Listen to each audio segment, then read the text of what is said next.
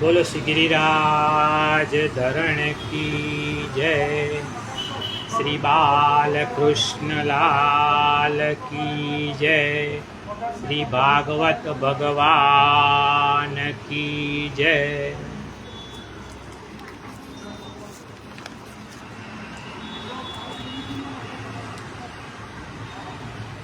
ગઈકાલે આપણે જોયું કે નારદે વ્યાસજીને 4 શ્લોકમાં ભાગવતની કથા સંભળાવી છે, જે ચતુશ્લોકી ભાગવત તરીકે જાણીતું છે. વ્યાસજીને સમાધિ લાગી, નારદ વિદાય થઈ ગયા, એની પણ એમને ખબર પડી નહીં. વ્યાસજીએ આ ભાગવત તેનો પ્રચાર કરવા તેમના જ્ઞાની વૈરાગી પુત્ર સુખદેવજીને સંભળાવ્યું. સુખદેવજીએ ગંગા કિનારે પરીક્ષિત રાજાને આ કથા કહેવાનો પ્રારંભ કૌરવ પાંડવ યુદ્ધની કથાથી, 18 દિવસના મહાભારત યુદ્ધની કથાથી કર્યો. હવે આગળ સુત પુરાણી કહે છે, હે સોનક, કૌરવો પાંડવો વચ્ચે થયેલું મહાભારતનું 18 દિવસનું યુદ્ધ છે ને, એ ધૃતરાષ્ટ્રને આભારી છે, જેને કર્તવ્યનું ભાન નથી, જે દેખતો છતાં પણ આંધળો છે, જે સત્યનો નિર્ણય ન કરે ને, તે ધૃતરાષ્ટ્ર છે. જેને શ્રુતિ સ્મૃતિની આંખ નથી, તે ધૃતરાષ્ટ્ર છે. શ્રુતિ એટલે વેદ, સ્મૃતિ એટલે મનુસ્મૃતિ, પરાશર સ્મૃતિ. માણસે જીવનમાં શ્રુતિ સ્મૃતિના માર્ગે ચાલવાનું, પોતાની ઈચ્છા પ્રમાણે નહીં. શાસ્ત્રના બતાવેલા માર્ગે ન ચાલે ને, તે ધૃતરાષ્ટ્ર.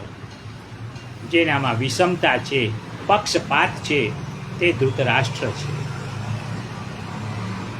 ધૃતરાષ્ટ્ર હજી મર્યો નથી, આપણા બધામાં બેઠો છે. જેનામાં મારા તારાનો ભેદભાવ હોય ને, એ ધૃતરાષ્ટ્ર છે. અને ત્યાં મહાભારત થવાનું છે. બધા માટે સમાન ભાવ હોય ને, એ રામ રાજ્ય. સંતાનો અધર્મ આચરે, એ ચલાવી લે ને, એ ધૃતરાષ્ટ્ર છે. અને અધર્મને અટકાવે નહીં, તે અંધ છે. ધૃતરાષ્ટ્રને દુર્યોધનના ધંધાની બધી ખબર હતી, છતાં પણ એને રોક્યો નહીં. અને મહાભારતનું યુદ્ધ થયું. પરિણામે બધા સાફ થઈ ગયા.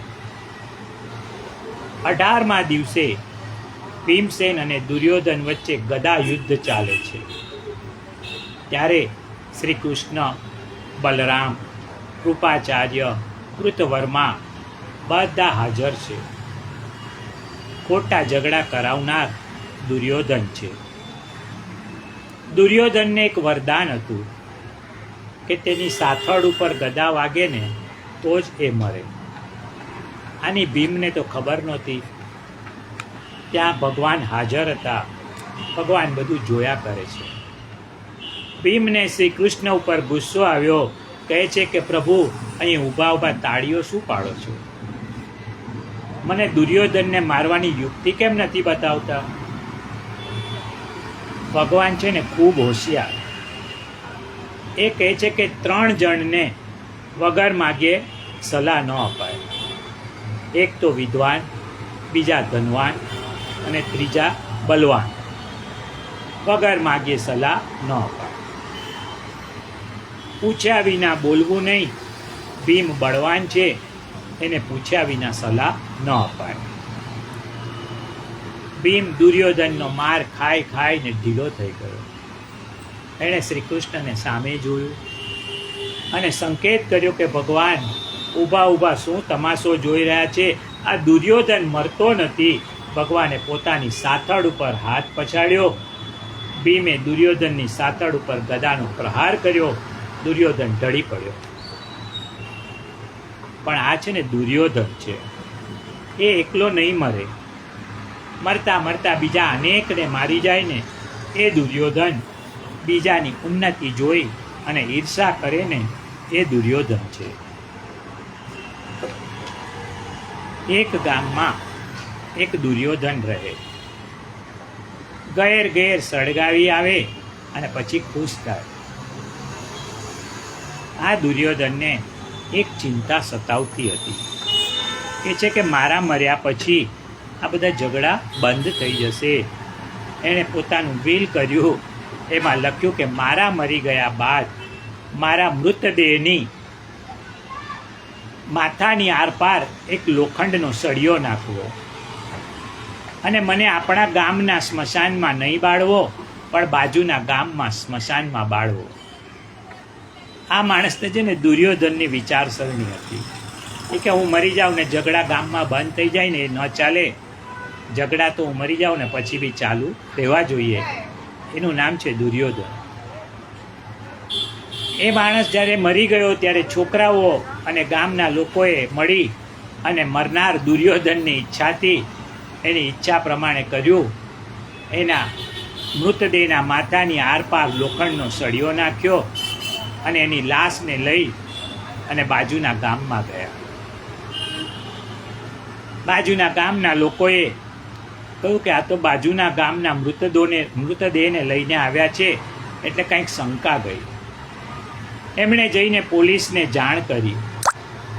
પોલીસ આવી અને માથામાં સળિયો જોયો, ખૂનનો ગુનો દાખલ કર્યો અને જે ડાઘુજનો અંતિમ વિદાય આપવા આવ્યા હતા ને એની ધરપકડ કરી. બધાને જેલ ભેગા કર્યા. જે લોકો આ દુર્યોધનના મરવાથી રાજી થયા હતા ને એ બધા જેલમાં જતા મુશ્કેલીમાં મુકાયા.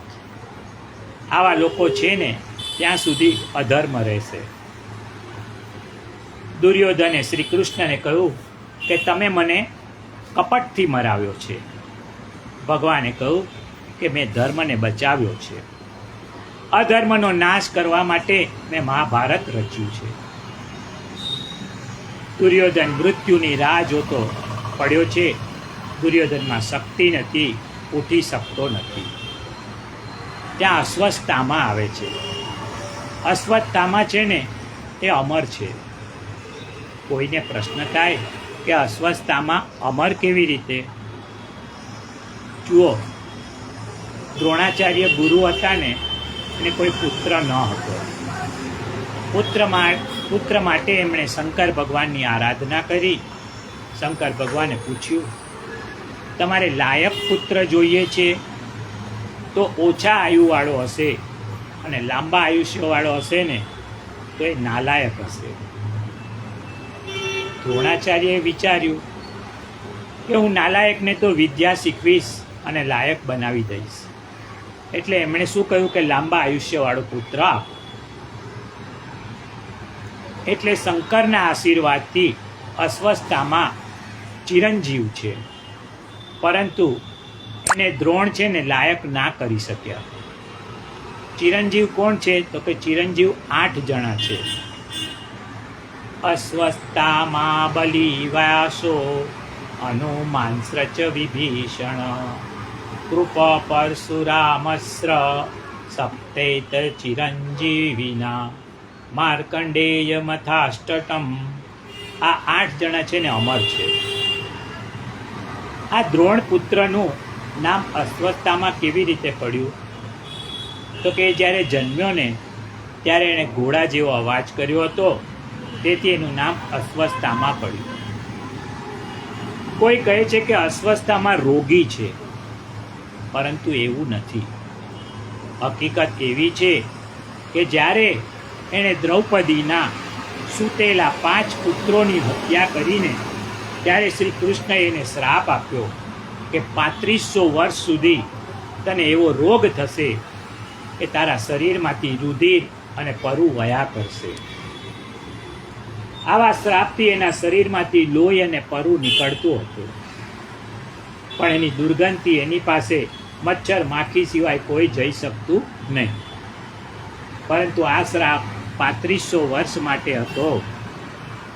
આજે મહાભારતને યુદ્ધને 5000થી વધારે વર્ષ થઈ ગયા હોય, અશ્વત્થામા આજે તદ્દન નિરોગી છે. દુર્યોધનની પાસે જઈ અશ્વત્થામાએ પૂછ્યું કે મિત્ર, તારી શું ઈચ્છા છે? ત્યારે દુર્યોધને કહ્યું, મારે છે ને 5 પાંડવોના કપાયેલા માથા જોવાની ઈચ્છા છે. જો તું લાવી આપે ને તો હું શાંતિથી મરી શકીશ.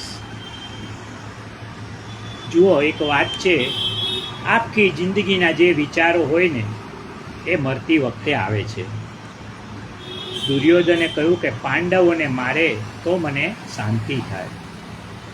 અશ્વત્થામાએ કહ્યું કે ઠીક છે, તારી ઈચ્છા હું પૂરી કરીશ. અશ્વત્થામા બ્રાહ્મણ હોવા છતાં દુર્યોધનનો સંગ થયો હોવાથી નાલાયકીની હદ વટાવી ગયો હતો. અશ્વત્થામા એક વખત દ્વારિકા નગરીમાં આવ્યો. ત્યાં છે ને શ્રી કૃષ્ણની બોલબાલા. કૃષ્ણની બોલબાલા એમના સુદર્શન ચક્રના લીધે છે એવું જાણી એ મેળવવા માટે અશ્વત્થામા દ્વારિકા ગયો. શ્રી કૃષ્ણને મળ્યો. શ્રી કૃષ્ણને કહ્યું કે આ સુદર્શન ચક્ર તમે મને આપી દો. કૃષ્ણએ કહ્યું કે લઈ જાઓ. પણ એ ચક્રને ઉચકી ના શક્યો. જે શક્તિ શ્રી કૃષ્ણમાં છે એ અશ્વત્થામા પાસે ક્યાંથી હોય? છતાં જેના પક્ષે સમર્થ ભગવાન શ્રી કૃષ્ણ છે તેમના માથા કાપવાનું વચન એણે દુર્યોધનને આપ્યું છે. એ કહે છે કે હે દુર્યોધન, હું તમારી અંતિમ ઈચ્છા પૂરી કરીશ. ઇનામ શું આપશો? તો કે ભારતનું રાજ. અને અશ્વત્થામા હાથમાં છરો લઈ પાંડવોની છાવણી તરફ દોડી ગયો. પાંડવો તો ભગવાન શ્રી કૃષ્ણને પોતાના જીવન રથની લગામ સોંપીને નિશ્ચિત હતા. સોંપ્યું સગડું વાલા તું સંભાળજે, પાણી પહેલા પાડ બાંધી દેજે. તું જાણે ને તારું છે સૌ ઠામજો, મારી પણ નહીં તારી જાશે લાજજો. પુનીત આવ્યો ખાલી હાથ લઈ 2 હાથ જો, મૂડી નથી તો ક્યાંથી ગણવું વ્યાજજો. સોંપ્યું સગડું વાલા તું સંભાળજે, પાણી પહેલા બાંધી દેજે પાડજો. પાંડવો રોજ સવારે ઉઠી અને પ્રભુની પ્રાર્થના કરતા. 18 દિવસનું યુદ્ધ આજે પૂરું થયું. તેથી તેઓ વિજયના હર્ષમાં ઊંઘતા હતા. ત્યાં શ્રી કૃષ્ણએ આવીને કહ્યું કે અરે તમે ઊંઘો છો? આજે આપણે અહીં નથી રોકાવું. ગંગાના સામા કિનારે જઈએ. દ્રૌપદીના 5 યુવાન પુત્રોએ ભગવાનની આ વાત માની નહીં. શું કહે છે કે આપણા પિતાશ્રી આ પાંડવ છે ને એ તો શ્રી કૃષ્ણ કહે ને એટલું જ કરે છે. એમણે નક્કી કર્યું કે અમે નથી આવવાના, અમે તો અહીં જ સૂઈ રહીશું. એટલે 5 પાંડવો ગંગાની પાર ચાલ્યા ગયા અને પાંડવોના 5 પુત્રો અહીં સૂતા રહ્યા. જુઓ, દ્રૌપદી કુમારોએ આજે ભગવાનની આજ્ઞા નથી માની. શ્રી મહાપ્રભુજી સુબોધિનીજીમાં લખે છે કે કુમતી કઈ કહેવાય? ઠાકોરજીની આજ્ઞા ન માનવી ને એ જ કુમતી છે. અને જ્યાં કુમતી છે ત્યાં વિનાશ છે. જહાં સુમતિ તહાં સંપત્તિ નાના, જહાં કુમતિ તહાં વિપત્તિ નિદાના. પાંડવો શ્રી કૃષ્ણની સાથે છાવણીમાંથી ગંગાના સામા કિનારે ગયા છે અને દ્રોણ પુત્ર અશ્વત્થામાએ પાછળથી આવી અને ઝાડની ડાળીઓ કાપીને એમ ભર નિંદ્રામાં સૂતેલા દ્રૌપદીના 5 પુત્રોના મસ્તક ધડથી કાપી ઉતાવળે એ માથા લઈ અને દુર્યોધનની પાસે આવ્યો. માથા દૂરથી દુર્યોધને જોયા. દુર્યોધન તો હરખાઈ ગયો. એને હર્ષ થયો. પણ જ્યારે નજીકથી માથા જોયા ને ત્યારે એને ભારે શોક થયો. એણે કહ્યું કે અસ્વસ્થતામાં તે હીન કૃત્ય કર્યું છે. મારે દુશ્મની પાંડવો સાથે હતી, એમના બાળકો સાથે નહોતી. દુર્યોધનને એક શ્રાપ હતો કે હર્ષ અને શોક બંને જ્યારે એક સાથે થાય ને ત્યારે એનું મૃત્યુ થાય. પાંડવો મર્યા એને હર્ષ થયો એવા સમાચાર એણે સાંભળ્યા હતા. પુત્રો મર્યા છે એવું જાણ્યું ત્યારે એને શોક થયો. દુર્યોધન મરી ગયો. વહેલી સવારે છાવણીમાં દ્રૌપદી જાગ્યા છે. 5 પુત્રોની હત્યા થઈ ગઈ ને એ જોઈને આક્રંદ કરવા લાગ્યા. શ્રી મહાપ્રભુજી લખે છે કે દ્રૌપદીજી કેમ રડે છે? તો કે શ્રી કૃષ્ણના હૃદયને પીગળાવવા. રડતી જુએ ને તો મરેલા દીકરાઓને સદગતિ મળે, કરુણાને વિકસાવવા રડે છે. સ્ત્રી હોય કે પુરુષ, દરેક વ્યક્તિના અલગ અલગ રસ છે. પુરુષનો રસ 2 જગ્યાએ હોય છે, એક તો સંપત્તિમાં અને બીજું સત્તામાં. જ્યારે સ્ત્રી એટલે કે બહેનોને 5 વસ્તુમાં રસ હોય છે. એક તો વાતો કરવામાં, બીજું વરઘોડામાં, ત્રીજું કજિયા કરવામાં, ચોથું ફરવામાં અને 5મું વહુ આવે ને એમાં. દરેક બહેન પોતે સાસુ બને ને એવું ઈચ્છતી હોય છે. એટલે કે ઘરમાં વહુ આવે ને એવું સાસુમાં ઈચ્છતા હોય છે. એક દાખલો જુઓ.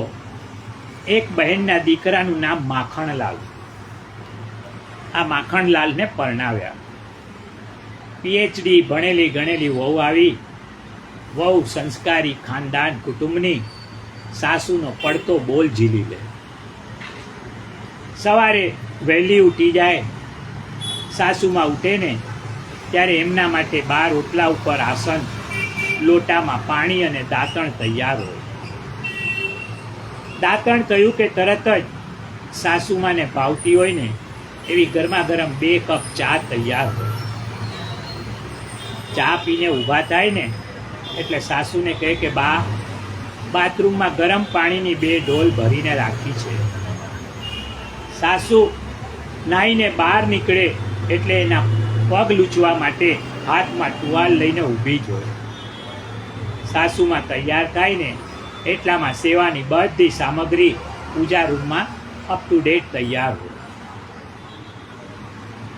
બા 11 વાગ્યા સુધી નિરાતે સેવા પૂજા પતાવીને ઉઠે ને ત્યારે ડાઇનિંગ ટેબલ ઉપર એમના માટે થાળી પણ તૈયાર. ગરમા ગરમ ભાવતી રસોઈ જમાડે.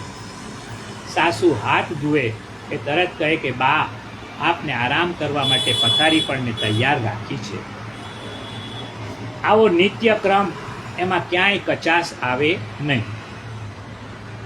સાસુને વિચાર આવ્યો, આ PhD ભણેલી વહુ એક પણ ભૂલ કરતી નથી.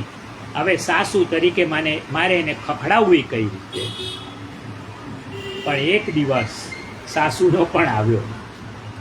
બન્યું એવું કે વહુ દહીં વલોવે છે. સાસુમાં સામે બેઠા છે. ગોળીમાં માખણ તૈયાર થયું એટલે વહુએ પૂછ્યું કે બા, આ માખણ શેમાં કાઢું? સાસુનો મિજાજ ગયો. એ છે કે વહુ, જો તું ભણેલી હોય ને કે જે પણ હોય તે, મારી આગળ તું આ લાજ શરમ મૂકી અને મારા છોકરા માખણલાલને ઉકારે બોલાવે છે એ હું નહીં ચલાવી લઉં. તું મારે ન જોઈએ, જતી રહે તારા બાપને ઘેર. વહુને કહ્યું કે માજીએ ઉલટું માની લીધું છે. વહુએ સાસુની ક્ષમા માગી અને માંડ માંડ મામલો ટાઢે પડ્યો. અઠવાડિયું થયું, પાછો છાસ વલોવાનો વહુનો વારો આવ્યો. આજે પણ સાસુમાં તૈયાર થઈને બેઠા છે. માખણ આવ્યું એટલે વહુએ પૂછ્યું કે બા, આ તમારા દીકરા બોડીમાં તરે છે, તમે કહો તો બહાર કાઢું કે રહેવા દઉં અંદર જ? માજી વહુની ચતુરાઈથી હસી પડ્યા અને કહ્યું કે શાબાશ બેટા, તું PhD તો થયેલી છે, તું ભણેલી તો છે, પણ સાથે સાથે ગણેલી પણ છે. બાપને દીકરાની કીર્તિ વધે ને એમાં રસ હોય. ગુરુને શિષ્યની ચતુરાઈમાં રસ હોય, પરંતુ એક માને તો દીકરાના અસ્તિત્વમાં જ રસ હોય. ગમે તેવો દીકરો હોય, કુપુત્રો જાયેત કવચિદપી કુમાતા ન ભવતી. માતા કહે છે કે દીકરો ગમે તેવો હોય ને, પણ હું એના ખભે ચડીને જાઉં ને તો જ હું સાચી પુત્રવતી કહેવાઉં. મા પુત્રનું અવસાન પચાવી શકે નહીં, પરંતુ આ દ્રૌપદીનું દુર્ભાગ્ય છે. પાંડવોની છાવણીમાં દ્રૌપદી એના 5 પુત્રોની નિર્મમ હત્યાથી કલ્પાંત કરે છે, પરંતુ દ્રૌપદી રડતા હતા ત્યાં સુધી ભગવાન આવ્યા નહીં. ભગવાનને છે ને 2 વસ્તુ ગમતી નથી. કઈ 2 વસ્તુ? એક તો ધુમાડો. એટલે જ તમે પુષ્ટિ માર્ગના મંદિરોમાં જાઓ ને તો ત્યાં હવેલીમાં અગરબત્તી હોતી નથી. અને બીજું કકડાટ. ભગવાન આગળ કોઈ કકડાટ કરે ને એ પ્રભુને ગમતો નથી. અરે ભગવાનની આગળ જાઓ ને તો હસતા ચહેરે જાઓ, ખુશખુશાલ થઈને જાઓ. અતિ રે આનંદ ભર્યા નંદ ઘેર જઈશું, દર્શન કરીને અરે સુખિયા રે થઈશું.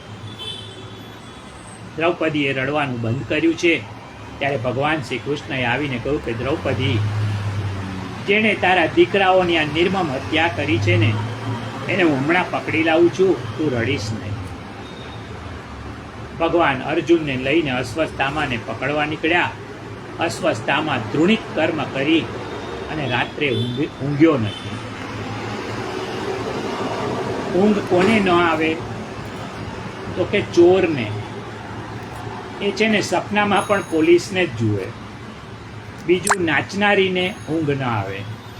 ત્રીજું, રોગી હોય ને એને ઊંઘ ના આવે. ચોથું, જે યોગી હોય ને એને પણ ઊંઘ ના આવે. અને પાંચમું, જે વિયોગી હોય એને પણ ઊંઘ ન આવે. જેની પ્રિય વ્યક્તિ ચાલી ગઈ હોય ને એને ઊંઘ આવે નહીં. જેની પાસે પૈસા વધી જાય ને એને પણ ઊંઘ ન આવે. પૈસા વધે ને એટલે 3 વસ્તુ ઘટે. એક તો ઊંઘ ઘટે, બીજું ભોજન ઘટે ને ત્રીજું શાંતિ ઘટે. જુઓ, શેઠ હોય ને તો 2 જ રોટલી ખાઈ શકે, જ્યારે નોકર હોય ને તો 22 રોટલી ખાઈ જાય. બીજું, શાંતિ પણ ઘટી જાય. પૈસાવાળાને મનમાં અનેક પ્રકારની અશાંતિ હોય. હરીફોની એટલે કે કોમ્પિટિટરની ચિંતા હોય, ઇન્કમ ટેક્સવાળાની ચિંતા હોય. આમ પૈસો અનેક અશાંતિઓ લઈ અને આવે છે. અશ્વત્થામાએ નિર્દોષ બાળકોની હત્યા કરી છે, એને શાંતિ નથી. મનમાં પસ્તાય છે, ઊંઘ આવતી નથી. સવારે અર્જુનના ડરથી રથ લઈને ભાગે છે. દૂરથી અર્જુનનો રથ જોયો, ઘોડાને તેજ દોડાવ્યા, પણ છેવટે અર્જુને એને પકડી લીધો અને એને રથ સાથે બાંધી અને દ્રૌપદીની સામે ઊભો કર્યો. દ્રૌપદી છે ને મહાન સ્ત્રી છે. અશ્વત્થામાને જોઈ અને દ્રૌપદીએ પ્રણામ કર્યા. પુત્રોનો હત્યારો છે, છતાં એ ગુરુપુત્ર એટલે કે દ્રોણાચાર્યનો પુત્ર છે ને એટલે ગુરુપુત્ર માનીને એને પ્રણામ કર્યા. દ્રૌપદીએ અર્જુનને કહ્યું,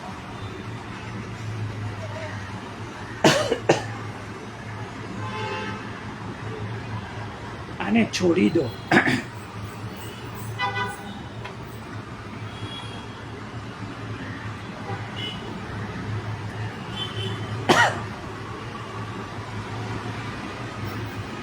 આને છોડી દો, કારણ કે આપણો ગુરુપુત્ર છે અને બ્રાહ્મણ તો આપણા પૂજનીય છે. દ્રૌપદીએ અર્જુનને કહ્યું કે જુઓ, એના પિતાના તમારા પર ઘણા ઉપકાર છે. દ્રોણ ગુરુએ એના પુત્રને જે ન આપ્યું ને એવું જ્ઞાન અર્જુન તમને આપ્યું છે. દ્રોણાચાર્યએ તમને આશીર્વાદ આપ્યા, એમને તમારા પ્રતિ કેટલો બધો પ્રેમ.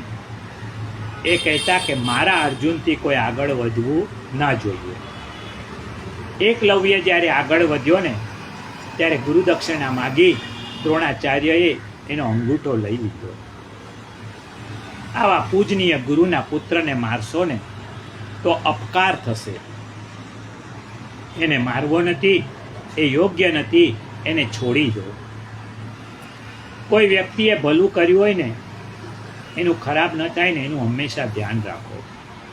સાચી ઇન્સાનિયત એ છે. દ્રૌપદીની વાણી સાંભળી ત્યાં ઉભેલા સારંગ પાણી પણ પાણી પાણી થઈ ગયા. દ્રૌપદી દયાની દીવા દાંડી છે, પ્રેમની પરબ છે, પુણ્યની પ્રતિષ્ઠા છે અને પરોપકારની પ્રતિમા છે. દ્રૌપદીએ અર્જુનને કહ્યું કે પુત્રના શોકનું જે દુઃખ મને થયું ને એ અશ્વત્થામાની માતાને ન થવું જોઈએ. દ્રૌપદી શીખવે છે કે વેરથી વેર વધે છે, વેર ખાનદાનીને ખતમ કરે છે, ક્રોધને ક્ષમાથી પ્રેમથી ખતમ કરો. આ વૈષ્ણવના લક્ષણ છે. વૈષ્ણવ કોને કહેવાય? વૈષ્ણવ જન તો તેને રે કહીએ જે પીડ પરાઈ જાણે રે. પર દુખે ઉપકાર કરે તોય મન અભિમાન ન આણે રે. સકળ લોકમાં સૌને વંદે નિંદા ન કરે એની રે. વાચ કાચ મન નિશ્ચલ રાખે ધન ધન જનની તેની રે. સમદૃષ્ટિને તૃષ્ણા ત્યાગી પર સ્ત્રી જેને માતરે. જીવવા તકીય સત્ય ન બોલે પરધન નવ જાલે હાથ રે. મોહમાં આવ્યા પે નહીં જેને દ્રઢ વૈરાગ્ય જેના મન મારે. રામ નામ શું તાળી રે લાગી સકળ તીરથ તેના તન મારે. પણ લોભીને કપટ રહિત છે કામ ક્રોધની વાર્યા રે. પણ નરસૈયો તેનું દર્શન કરતા કુળ એકોતેર તાર્યા રે. વૈષ્ણવ જન તો તેને રે કહીએ જે પીડ પરાઈ જાણે રે. પારકી પીડાને પીછાણે ને એ સાચો વૈષ્ણવ છે. વેર અને વાસના માણસનું મૃત્યુ બગાડે છે. તેથી મરતી વખતે કોઈના પ્રતિ વેરભાવ ન રાખવો. જીવનમાં કશુંક બન્યું હોય ને તો ક્ષમા માગી લેવી, સદગતિ થશે. કથા છે ને જીવનમાં ઉતારવા માટે છે. કથા સુખ શાંતિનો રસ્તો બતાવે છે. અર્જુને શ્રી કૃષ્ણને પૂછ્યું, અશ્વત્થામાને શું દંડ કરવો? ભગવાને કહ્યું કે અશ્વત્થામા બ્રાહ્મણ છે, એને મરાય નહીં, છતાં માર્યો કહેવાય ને એવું કરો. ગીતામાં લખ્યું છે, સંભાવિતસ્ય ચા કીર્તિ મરણાદતિરિચ્યતે. ભગવાને કહ્યું કે અપમાન એ મૃત્યુ બરાબર છે. એની શિખા કાપી એના મસ્તક ઉપરનો મણી લઈ લો. એને અપમાનિત કરવો ને એ મૃત્યુ બરાબર છે. માણસને શબ્દોથી મારી શકાય. અશ્વત્થામા જેવો પ્રતિષ્ઠિત માણસ અપમાનિત થયો, તેજહીન થયો, એનું એને દુઃખ થયું, એને જીવતો છોડી મૂક્યો. પરંતુ દુર્જન દુર્જનતા ન છોડે અને સજ્જન સજ્જનતા ન છોડે. પૃથ્વીરાજ ચૌહાણે મોહમ્મદ ગોરીને 17 વખત છોડ્યો, પરંતુ 18મી વાર પૃથ્વીરાજ મોહમ્મદના હાથમાં સપડાયો. પૃથ્વીરાજે કહ્યું કે મોહમ્મદ, મેં તને 17 વખત છોડ્યો છે, તું મને એક વાર છોડ. ત્યારે મોહમ્મદે કહ્યું કે હું તારા જેવો બેવકૂફ નથી. એમ કહી એણે નિર્દયતાપૂર્વક પૃથ્વીરાજની 2 આંખો ફોડી નાખી. પૃથ્વીરાજે સજ્જનતા ન છોડી અને મોહમ્મદે દુર્જનતા ન છોડી પૃથ્વીરાજને તબાહ કરી નાખ્યો. અશ્વત્થામાને જીવતો છોડ્યો ને, છતાં એણે દુર્જનતા ન છોડી. એણે પાંડવોનો વંશ ખતમ કરવાનું પ્લાનિંગ કર્યું. હવે અહીં શ્રી કૃષ્ણ રથમાં બેસી અને દ્વારિકા જવાની તૈયારી કરે છે. ભગવાન દ્વારિકા જાય ને એ પાંડવોને ગમતું નથી. જો આપણો ગમતો માણસ જાય ને તો આપણને ગમે નહીં, અને નહીં ગમતો માણસ જાય ને તો આપણે રાજી થઈ જઈએ. કે નહીં ગમતો માણસ બસનો ટાઈમ પૂછે ને તો આપણે તો આખા દિવસના બસના ને ટ્રેનના ટાઈમ કહી દઈએ, અને પાછું કહીએ કે આ બધી બસો છે ને ડબલ એક્સપ્રેસ છે, અને આ તો બધી વંદે ભારત ટ્રેન છે, તને તો 1.5 કલાકમાં તારા ઘરે મૂકી દેશે. આપણે ત્યાં 3 શબ્દ છે. એક શબ્દ છે અતિથિ. અતિથિ એક તિથિ કરતાં જે વધારે ન રોકાય ને એને કહેવાય અતિથિ. બીજો શબ્દ છે મહેમાન, જેને માન સન્માન સાથે લાવવા પડે અને માન સન્માન સાથે વિદાય કરવા પડે, એને કહેવાય મહેમાન. ત્રીજો શબ્દ છે પરોણા, જે ઘરમાં આવ્યા પછી નીકળવાનું નામ જ ન લે ને એને પરોણા કહેવાય. મહિનાના ધામા નાખે એટલે એને વિદાય કરવા માટે કોઈ પ્લાનિંગ કરવું પડે, એટલે કે પરાણે કાઢવા પડે, એને કહેવાય પરોણા. એક શેઠ જોયું કે દૂરથી ગુંદરિયો મહેમાન આવી રહ્યો છે. શેઠે વિચાર્યું કે આ ભાઈને જરાક હસીને બોલીશ ને તો મારો બેટો 1 મહિનાનો ધામો નાખીને મારા ઘરે પડ્યો રહેશે. એટલે શેઠે શેઠાણીને કહ્યું, એક કામ કરો, હું સૂઈ જાઉં છું, મારા ઉપર તમે 2 રજાઈ ઓઢાડી દો અને ટેબલ લઈને મારી સામે તું બેસી જા. પેલો ગુંદરિયો મહેમાન આવે છે ને એ અગર પૂછે ને તો તારે કહેવાનું કે શેઠ બીમાર છે એટલે બીજે જતો રહેશે. આવું પ્લાનિંગ શેઠે કર્યું. શેઠ સૂતા છે, ગુંદરિયો આવ્યો, જય શ્રી કૃષ્ણ કર્યા, પછી શેઠાણીને પૂછ્યું કે કોણ સૂતું છે. શેઠાણીએ કહ્યું કે શેઠને 1 મહિનાથી તાવ આવે છે, શેઠથી ઉઠાતું પણ નથી. આ ગુંદરિયો બહુ હોશિયાર. એણે કહ્યું કે ભાભી, મેં આજે એવું વિચાર્યું હતું કે શેઠને મળીને જતો રહીશ, પણ તમે કહો છો કે શેઠ 1 મહિનાથી માંદા છે, આ સ્થિતિમાં મારાથી જવાય કેવી રીતે? મેં નક્કી કર્યું છે કે શેઠ જ્યાં સુધી હરતા ફરતા ન થાય ને ત્યાં સુધી મારે બીજે ક્યાંય જવું નથી. ગુંદરિયો તો બેગ મૂકી અને ગોઠવાઈ ગયો. શેઠાણી શેઠના પગ દબાવતા હતા. શેઠે પૂછ્યું, પેલી લપ છે કે ગઈ? શેઠાણીએ કહ્યું કે ખુરશી ઉપર ચોટી છે. અહીં શેઠાણીને તરસ લાગી. રસોડામાં પાણી પીવા ગયા. ઓલો ગુંદરિયો શેઠના પગ દબાવવા માટે બેઠો. શેઠે રજાઈની અંદરથી જ પૂછ્યું, એટલે પેલી લપ છે કે ગઈ?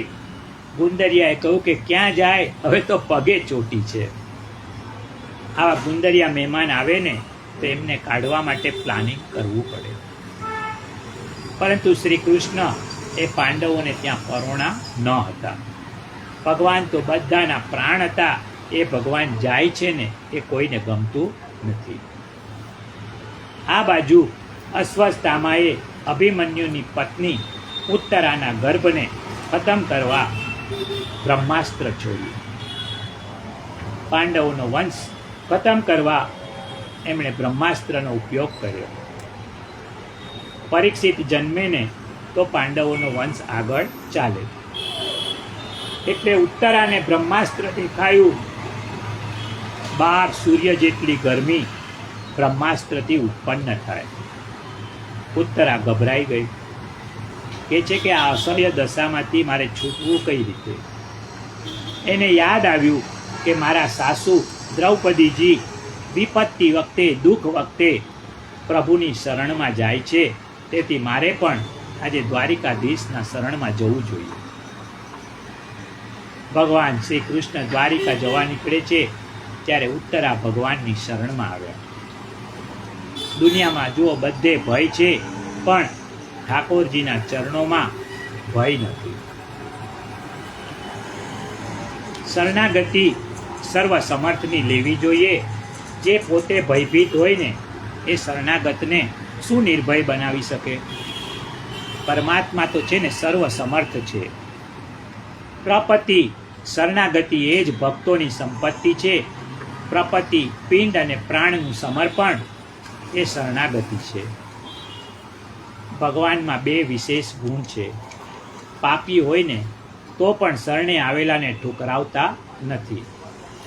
જુઓ, રાવણનો ભાઈ વિભીષણ શ્રી રામની શરણમાં આવ્યો ત્યારે એ ભક્ત છે કે અસુર એની હનુમાન સિવાય કોઈને ખબર ન હતી.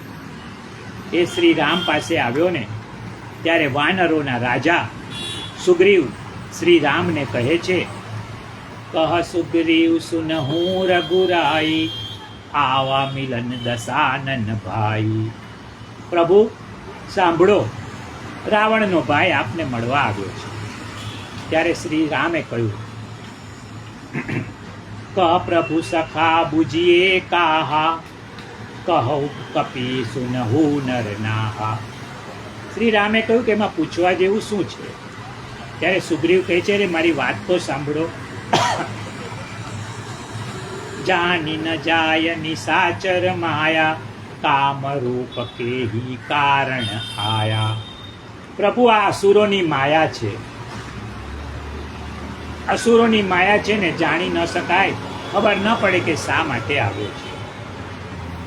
વેદ હમાર લેન સઠ આવા, રાખીય બાંધી મોહી અસભાવા. મને તો લાગે છે કે આ સઠ છે ને આપણો ભેદ લેવા આવ્યો છે, એટલે એને અહીં બાંધી રાખીએ એ જ મને ઉચિત લાગે છે. ત્યારે શ્રી રામ શું કહે છે? સખા નીતિ તુમ નીક વિચારી, મમ પન શરણાગત ભયહારી. મિત્ર, રાજનીતિ પ્રમાણે તમારું માનવું બરાબર છે, યોગ્ય છે, પરંતુ મારો સંકલ્પ સ્વભાવ તો શરણાગતને ભયમુક્ત કરવાનો છે, નિર્ભય કરવાનો છે. જ્યારે એ શરણાગત થઈને આવ્યો છે તો મારી ફરજ છે એને નિર્ભય કરવો. કરોડોની હત્યા કરનાર પણ એકવાર જો ભગવાનના શરણે આવે ને તો ભગવાન એને અપનાવી લે છે. લંકા છોડીને નીકળ્યો ને ત્યારે વિભીષણે કહ્યું, રાઘવમ શરણાગત. હું રાઘવની શરણમાં જાઉં છું. અને દુશ્મનના એટલે કે રાવણના ભાઈને પણ શ્રી રામે અપનાવી લીધો. એવા ભગવાન દયા સિંધુ છે. ભગવાનમાં બીજો સદગુણ એ છે કે શરણાગતનું કામ હોય ને તો પોતાનું કામ પડતું મૂકે.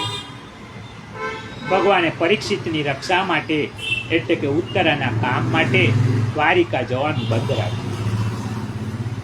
ઉત્તરા ભગવાનના શરણે આવીને કહે છે, કૃષ્ણ કેશવ પાહી મામ, કૃષ્ણ કેશવ રક્ષ મામ.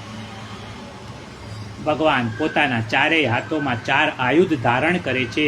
એ પોતાની રક્ષા માટે નહીં, પણ ભક્તોની રક્ષા કરવા માટે છે. શ્રી પરમાનંદદાસજી અષ્ટસખાના પદમાં કહે છે, 4 ભુજા 4 આયુધ ધર્યો, નારાયણ ભૂમિ પાર ઉતારણ, પદ્ય ધર્યો જગ તાપ નિવારણ, ચક્ર ધર્યો ભક્તન કી રક્ષા કારણ, શંખ ધર્યો રિપુ ઉર વિદારણ, ગદા ધરી હે દુષ્ટ સંહારણ. ભગવાનના એક હાથમાં કમળ છે, એના દ્વારા ભક્તોને ઠંડક આપે છે. કોઈને દૂરથી મારવો હોય ને ત્યારે સુદર્શન ચક્રનો અને નજીકથી મારવા માટે ગદાનો ઉપયોગ કરે છે, અને શંખનાદથી દુશ્મનોમાં ભય પેદા કરે છે. મહાભારતના યુદ્ધ વખતે ભીષ્મ પિતામહે જે શંખ વગાડ્યો ને એનાથી પાંડવો ઢીલા પડ્યા. પરંતુ જ્યારે અર્જુનના રથ પર બેઠેલા ભગવાન શ્રી કૃષ્ણએ પાંચજન્ય ઋષિકેશો દેવદત્તમ ધનંજય પાંચજન્ય નામનો શંખ વગાડ્યો ને ત્યારે કૌરવ સેનાના છક્કા છૂટી ગયા. ભગવાનના ચાર આયુધ એ ચાર તત્વ છે. શંખ એ જળ તત્વ છે, સુદર્શન ચક્ર એ તેજ તત્વ છે, પદ્ય એટલે કે કમળ એ પૃથ્વી તત્વ છે અને ગદા છે એ વાયુ તત્વ છે. સુબોધિનીજીમાં શ્રી મહાપ્રભુજી લખે છે કે ભગવાનના હાથમાં શંખ છે ને એ શ્રી યમુનાજી છે, ગદા કુમારિકા છે, ચક્ર એ ચંદ્રાવલી છે અને ભગવાનના હાથમાંનું કમળ એ રાધિકાજી છે. ઉત્તરાની સ્તુતિથી ભગવાને અંગૂઠા જેવડું રૂપ લઈ ઉત્તરાના ગર્ભમાં પ્રવેશ કર્યો. ભગવાન કોઈના ગર્ભમાં જતા નથી, કારણ કે નરક છે. પરંતુ ઉત્તરાના ગર્ભમાં જઈને ભગવાને એ પ્રતિપાદિત કર્યું કે ભક્તના કામ માટે હું નરકમાં જવા પણ તૈયાર છું. ભગવાને બ્રહ્માસ્ત્રથી બળી રહેલા પરીક્ષિતની રક્ષા કરી. શ્રી કૃષ્ણ હવે દ્વારિકા જાય છે ત્યારે રાજમાતા કુંતાજીથી ભગવાનનો વિયોગ સહન ન થયો. કુંતાજી ભગવાનના જવાના માર્ગ પર એક વૃક્ષની નીચે ઊભા છે. પ્રભુને આવતા જોયા ને ત્યારે ભગવાનને બે હાથ જોડી અને સ્તુતિ કરે છે. કુંતાના નમસ્કાર વંદન જોઈને શ્રી કૃષ્ણએ કહ્યું કે પોઈબા, તમે તો ઉલટી ગંગા વહેવડાવો છો. હું તમારો ભત્રીજો છું. મારે તમને પગે લાગવાનું હોય એના બદલે તમે મને પગે લાગો છો, એ બરાબર નથી. કુંતાજી બોલ્યા, પ્રભુ બોલશો નહીં, મેં આપને આજે ઓળખી લીધા છે, આપ મારા ભત્રીજા નથી. ભગવાને પૂછ્યું, તો હું કોણ છું? કુંતાજી કહે છે, પુરુષમ, તમે પુરુષ છો. શ્રી કૃષ્ણ કહે છે, આ બે હાથ પગવાળો પુરુષ? તો કુંતાજી કહે છે કે ના ના, આદ્યમ, આપ તો આદિ પુરુષ છો. શ્રી કૃષ્ણ કહે છે કે પોઈબા, આદિ પુરુષ તો પેલા ચાર મોઢાવાળા બ્રહ્મા છે, તો શું હું બ્રહ્મા છું? કુંતાજી કહે છે કે ના ના, પ્રકૃતે પરમ. બ્રહ્મા તો પ્રકૃતિને આધીન છે, જ્યારે આપ તો પ્રકૃતિથી પર છો, પુરુષોત્તમ છો. મેં હવે આપને ઓળખી લીધા છે. આપ મારા ભત્રીજા નહીં પરંતુ પરમાત્મા છો, એટલે હું આપને નમસ્કાર કરું છું. શ્રી કૃષ્ણ કહે છે કે પોઈબા, તમારા કહેવા પ્રમાણે જો હું ભગવાન હોઉં ને તો શિશુપાલે મને ગાળો કેમ દીધી અને પૂતનાએ મને ઝેર કેમ આપ્યું? કુંતાજી કહે છે કે પ્રભુ, એમના દોષ નથી. એ બધા છે ને આપને ઓળખતા નથી એટલે ગાળો જ આપે ને. પ્રભુ, આપ મનુષ્ય રૂપે આ દુનિયામાં આવો છો ને ત્યારે મોટા મોટા દેવો પણ આપને ઓળખી શકતા નથી, આ શિશુપાલ ક્યાંથી ઓળખે? આપ તો પ્રત્યેક વસ્તુની અંદર અને બહાર વ્યાપક છો, છતાં એનો અનુભવ નથી થતો. એનું એક કારણ છે કે પ્રભુ, આપ પ્રત્યેકને દેખાતા નથી. એનું કારણ માયા છે. આકાશમાં સૂર્ય હોવા છતાં એની આગળ વાદળ આવી જાય ને તો સૂર્ય દેખાતો નથી. એમ આપ તો બધે જ છો, પણ આ માયાનું આવરણ આવે છે ને એના લીધે આપનો અનુભવ થતો નથી. આપના અલગ અલગ સ્વરૂપને હું નમસ્કાર કરું છું. કૃષ્ણાય વાસુદેવાય દેવકી નંદનાય ચ નંદ ગોપકુમારાય ગોવિંદાય નમો નમઃ. કુંતાજી ભગવાનના અલગ અલગ સ્વરૂપોને વંદન કરે છે ને કહે છે કે આપના કૃષ્ણ સ્વરૂપને પણ હું વંદન કરું છું. કૃષ્ણનો અર્થ શું છે? તો કે જેનામાં જબરજસ્ત આકર્ષણ શક્તિ હોય ને એ કૃષ્ણ કહેવાય. શ્રી કૃષ્ણના રૂપમાં આકર્ષણ, લીલામાં આકર્ષણ અને ગુણોમાં આકર્ષણ હોવાથી એ શ્રી કૃષ્ણ કહેવાયા. હે કૃષ્ણ, તમે દરેકના મનને ખેંચવાનું કામ કરો છો,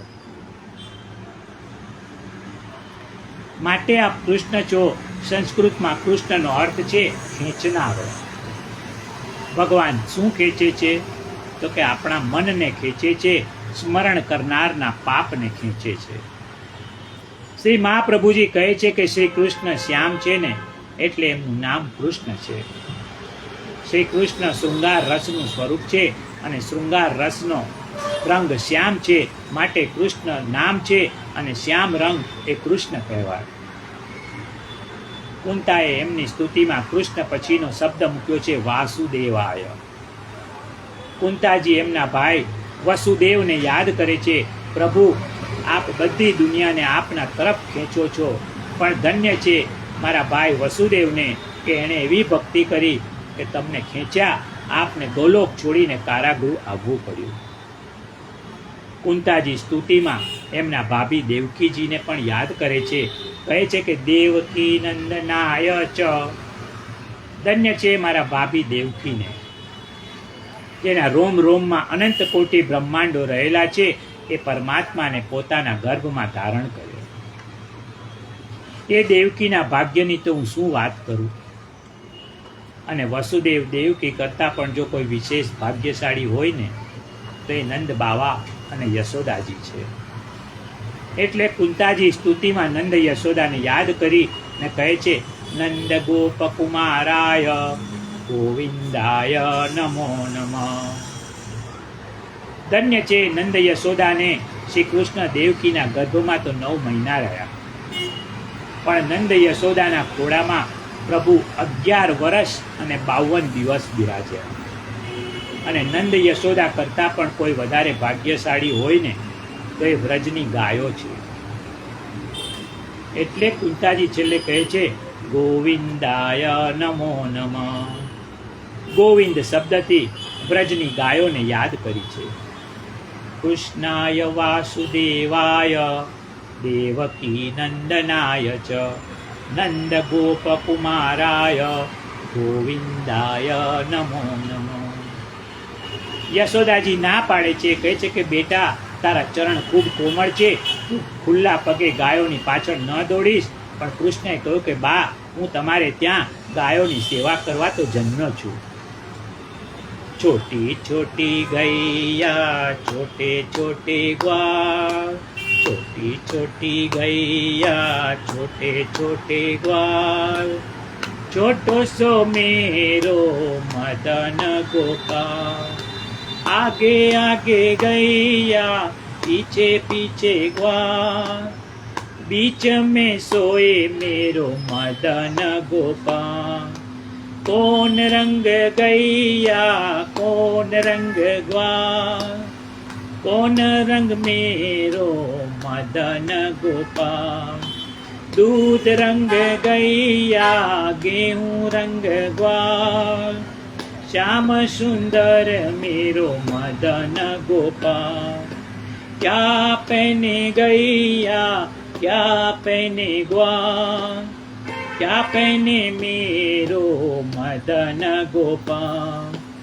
झूल ओढ़े गैया धोती पहने ग्वाल, काली कंबल ओढ़े मदन गोपाल, क्या खाए गैया क्या खाए ग्वाल, क्या खाए मेरो मदन गोपाल, घास खाए गैया रोटी खाए ग्वाल, मक्खन आरोग्य मेरो मदन गोपाल, कहाँ रहे गैया कहाँ रहे ग्वाल, कहाँ रहे मेरो मदन गोपाल, नंदपोल में गैया घर में रहे ग्वाल, हृदय में रहे मेरो मदन गोपाल, छोटी छोटी गैया छोटे छोटे ग्वाल, छोटो सो मेरो मदन गोपाल. એ પ્રભુ, આપને ગાયો એટલી વાલી છે કે ઇન્દ્રએ વરસાદ નાખ્યો ને એમાં ગાયો તણાઈ ગઈ. પણ એ તણાઈ ગઈ, એ તણાઈ ન જાય ને એટલા માટે આપે 7 દિવસ સુધી ગોવર્ધનને ધારણ કર્યો.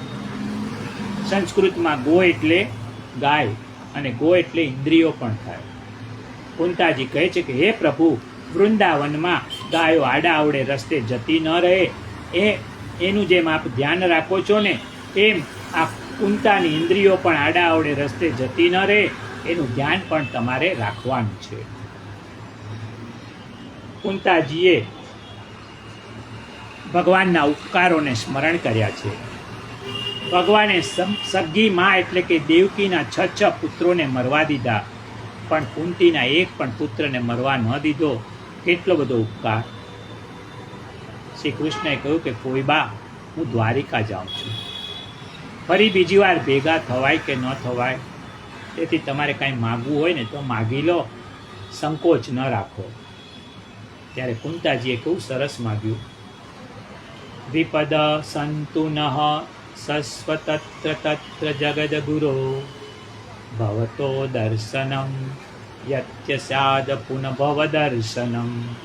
હે પ્રભુ, હું એવું માગું છું કે મને જન્મો જન્મ વિપત્તિ એટલે કે સંકટો આપો.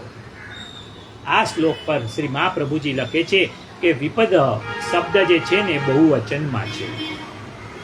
એટલે કુંતાજીએ એક વિપત્તિ નથી માગી, અનેક વિપત્તિઓ માગી છે.